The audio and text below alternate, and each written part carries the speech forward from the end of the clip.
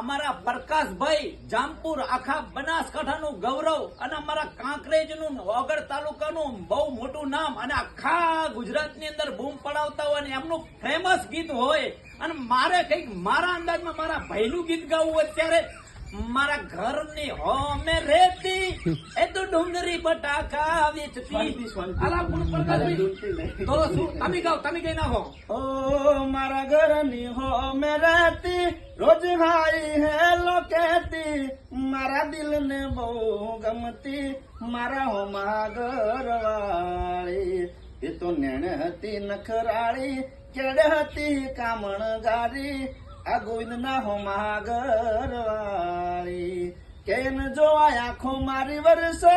એને મળવા મનડું તરસે